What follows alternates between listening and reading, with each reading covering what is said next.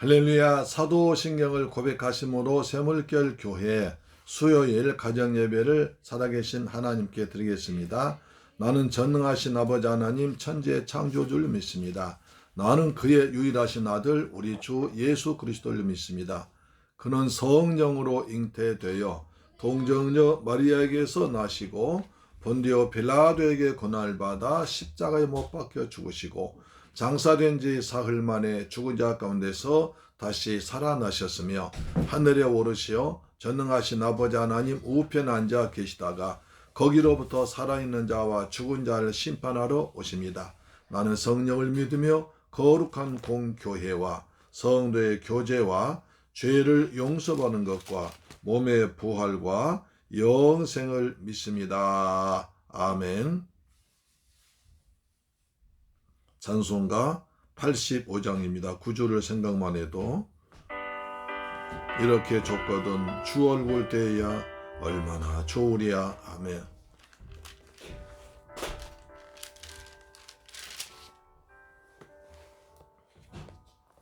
구주를 생각만 해도 이렇게 좋거든 주 얼굴 배울 때에야 얼마나 좋으랴. 민의 구주 예수의 귀하신 이름은 천지에 있는 이름 중 비할 데 없도다.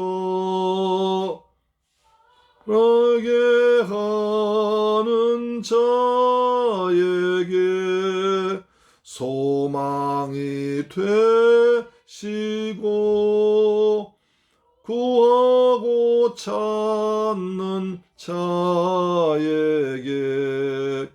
기쁨이 되신다. 아멘. 대림절 둘째 주일 주님을 사랑합니다. 사모합니다. 시몬처럼 기다립니다. 아멘. 넓은 사랑을 어찌다 말하랴. 그 받은 사람만 그 사랑 알도다. 주 예수여 내 기쁨 되시고 부터 영원히 영광이 되소서.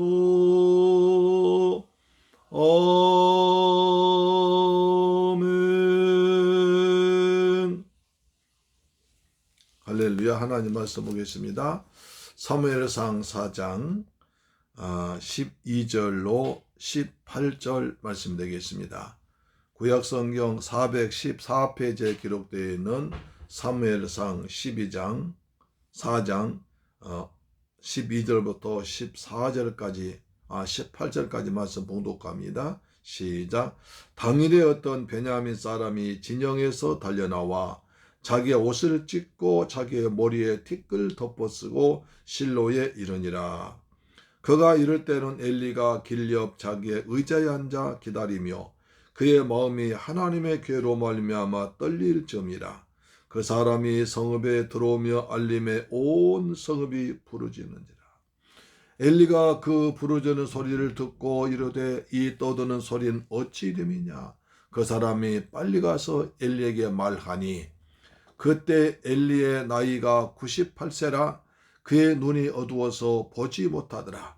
그 사람이 엘리에게 말하되 나는 진중에서 나온 자라. 내가 오늘 전쟁에서 도망하여 왔나이다. 엘리가 이르되 내 아들아 일이 어떻게 되었느냐.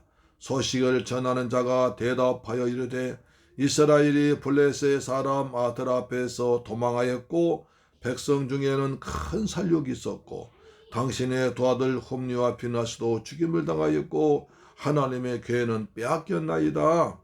하나님의 괴를 말할 때 엘리가 자기 의자에서 뒤로 넘어져 문 곁에서 목이 부러져 죽었으니 나이가 많고 비대한 까닭이라 그가 이스라엘의 사사가 된 지 40년이었더라. 할렐루야. 사랑하는 새물결 가족 여러분, 그리고 이 방송 청취자 여러분, 하나님 은혜 가운데서 평안하게 잘 지내셨습니까? 하나님께서 베푸신 은혜 우리가 대림절 둘째 주를 잘 보내고 있습니다. 자, 대림절 둘째 주 시몬처럼 주님 오시기를 기다리며 사모하면서 기다렸을 때 하나님께서는 성전에서 시몬 만나는 축복을 주셨습니다. 그리고 그 메시아 그렇게 기다리고 오매 불망 삼아 메시아를 품에 안고 이제 나에게 평안 주시니 감사합니다. 내 눈이 주의 구원을 보았습니다. 이제 죽어도 한이 없다고 외친 시몬의 감격이 우리에게도 임하는 은혜가 있기를 간절히 소망합니다. 아멘. 오늘은 이제 이 시몬과 대비해서 엘리의 최후를 보겠습니다. 사람은 참 마지막이 중요한데요. 엘리처럼 비참한 인생이 되면 안 됩니다. 그렇죠? 시몬처럼 아름다운 인생을 맞이한 것이 복인데 엘리는 아주 비참한 인생을 맞이했는데 그 결과를 보겠습니다. 12절 보시면 당일에 어떤 베냐민 사람이 진영에서 달려나와 자기 옷을 찢고 자기의 머리에 티끌 덮어쓰고 실로에 이르니라. 이것은 가장 어려움 당했을 때, 정말 어려움을 당했을 때 하나님 앞에 나오는 모습, 그리고 죄인의 모습을 표현한 것입니다. 어떻게 합니까? 옷을 찢습니다. 그리고 머리털 뒤집었습니다. 그리고 재를 뒤집었습니다. 우리나라 옛날에 그 부모님 돌아가신 머리에 이제 그 노란 그 상투를 노란 그 상복을 입고 그 머리를 이제 그 머리에 한 것을 애통하는 것을 했었거든요. 머리에 이스라엘 사람도 마찬가지입니다. 옷을 찢고 머리에 티끌 덮었었습니다. 나는 죄인입니다.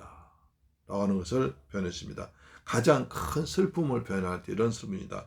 이 사람 베냐민 지파 사람인데 진영에서 나와서 온 큰 슬픔을 가지고 실로 이제 사울이 있는 곳으로 달려왔습니다. 여기서 12지파 사원대 베냐민 지파가 나왔습니다. 왜 그럴까요? 나중에 이제 이 다음에 엘리가 죽고 이스라엘의 왕이 세워졌는데 베냐민 지파 사람이 세워집니다. 그래서 이제 베냐민 지파가 등장한다. 앞으로 베냐민 지파가 등장한다. 베냐민 지파를 유의해서 봐라. 그런 뜻으로 미리 예고편을 보내준 걸로 볼 수가 있습니다. 13절입니다. 그가 이럴 때에는 엘리가 길 옆 자기의 의자에 앉아 기다리며 그의 마음이 하나님의 괴로 말미암아 떨릴 쯤이라. 그 사람이 성읍에 들어오며 알림에 온 성읍이 부르짖는지라. 여기 보면 엘리의 처지가 나옵니다. 엘리는 제사장으로서 법궤를 관리하고 하나님께 예배드릴 책임이 있습니다. 그런데 이스라엘 사람들 지난주에 본 바와 같이 어제 본 바와 같이 전쟁에 뛰니까 이스라엘 장로들과 군인들이 법궤를 모셔오자 그렇게 했습니다. 하나님의 법궤 모셔오면 우리가 그 법궤를 메고 홍해도 걸러왔고 40년 동안 광야를 지나오는데 그 적들을 물리쳤고 우리의 필요한 모든 것을 하나님께 채우셨고 그 다음에 여리고 성도 무너졌고 요단강 무너졌다. 그래서 기적의 법궤 이것만 가면 법궤만 가지고 가면 하나님께서 역사하셔서 우리한테 기적을 베풀어 주시고 적을 물리쳐 주실 거야 라는 마음이 있어 나옵니다. 이것을 하나님을 잘 신실한 믿음을 가진 자들 믿음이지만 그러나 하나한 자기들과 함께 하신 하나님을 믿지 않고 우상 숭배하고 여러 가지 죄로 물든 제사도 함부로 드린 이런 사람들에게는 그것은 기적의 어떤 마술 지팡이 그런 것은 아닙니다. 이것이 대단히 중요하죠. 신앙 형식이 아니라 실제 내용이 중요하다는 것을 말해줍니다. 그래서 이스라엘 사람들은 법궤만 모시면 이긴다. 그런 믿음이 있었습니다. 그 믿음이 전 꼭 있어야 할 믿음이지만 그러나 그 믿음이 사는 삶에서 실제 신앙생활은 저렇게 하나님 믿지 않는 사람처럼 살면서도 법궤만 모시면 된다. 이것은 우상숭배 또는 기복신앙, 이방신앙과 똑같은 신앙입니다. 하나님 그런 예배를 그런 신앙 좋아하지 않으십니다. 그래서 법궤를 모셔와도 오히려 더 전쟁이 졌습니다. 법궤를 모시기 전에는 전쟁했는데 하루에 4,000명 죽었습니다. 법궤를 모셔와서 전쟁했는데 하루에 4만 명이 죽었습니다. 말도 하루에 3만 명 죽었습니다. 말도 안 되잖아요. 안 되잖아요. 그렇죠? 자, 점이라 그 사람이 이제 이 사람이 길옆 자기의 의자에 앉았습니다. 제가 몇 번 말씀드렸지만 엘리의 모습은 항상 의자에 앉아 있는 모습이었습니다. 기도하는 모습이 한 번도 나오지 않습니다. 몸이 뚱뚱했습니다. 나이가 많았습니다. 그리고 그만큼 하나님과 관계가 멀리 떨어져 있는 사람이었습니다. 그러면서 그의 마음이 하나님의 괴로 말미암아 떨렸습니다. 내가 괜히 법궤를 보냈나 보다. 저 이스라엘 장로들과 와서 법궤 달라고 할 때 내가 단호하게 법궤를 보내지 말했어야 되는데 내가 법궤 앞에서 내가 하나님께 기도드려야 되는데 법궤를 보냈다. 그 때문에 굉장히 자책감이 느끼고 두려움 가운데 있었을 것입니다. 그때 온 것입니다. 자, 들리쯤에 그 사람이 성읍에도 들어오며 알림에 온 성읍이 그 사람이 들어오면서 가장 먼저 엘리한테 복을 해야 되는데 떠들고 왔습니다. 그 정도로 그 당시 엘리는 백성들로부터도 따돌림 받고 그 제사장으로서의 어떤 위치를 인정받지 못하는 것을 우리가 보여줍니다. 그렇지 않습니까? 가장 먼저 엘리에 와서 보고해야죠. 오면서 떠들 필요가 뭐가 있습니까? 자, 14절 보시. 엘리가 그 부르짖는 소리를 듣고 이러니 네 떠드는 소리는 어찌 됨이냐? 그 사람이 빨리 가서 엘리가 말하니 엘리가 그 소리 듣고 야 이거 보통 소리 아니다. 소리 떠든 백성들이 울면서 부르짖고 애통한 소리 들렸지 않겠습니까? 무슨 소린가?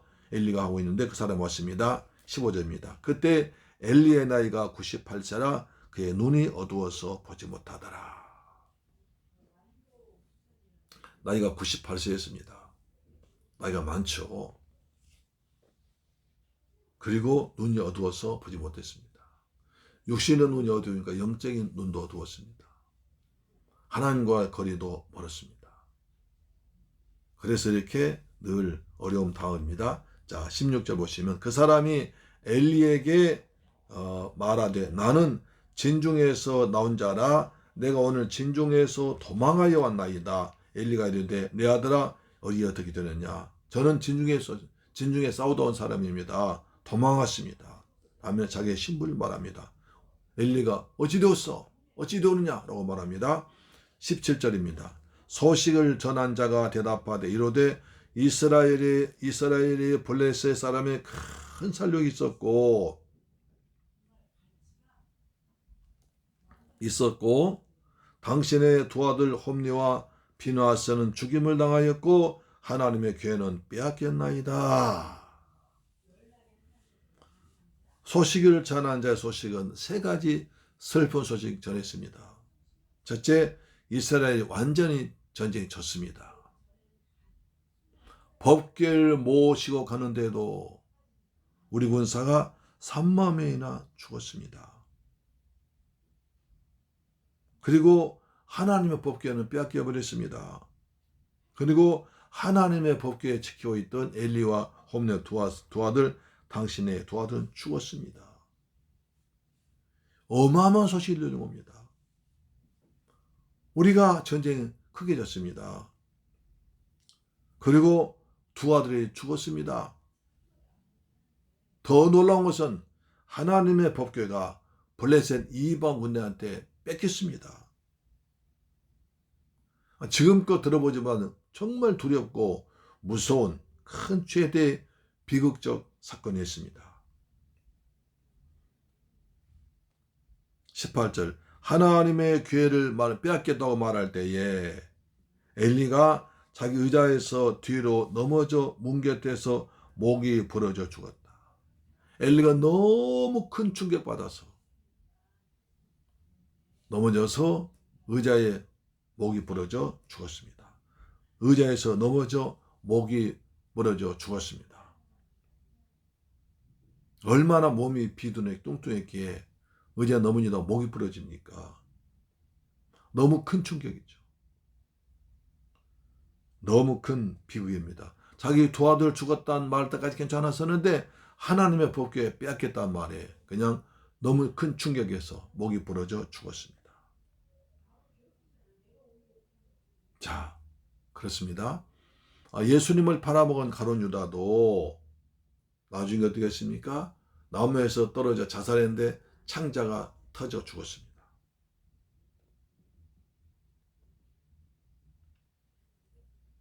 불행한 일이죠. 일평생 동안 사살했습니다. 엘리는 40년 동안 사살했습니다. 40년 동안 사살했는데 마지막이 비참하게 됐습니다. 메튠리는 이렇게 말합니다. 비참한 죽음을 맞이하되 그 죽음이 영원한 죽음이 아닌 경우도 종종 있다.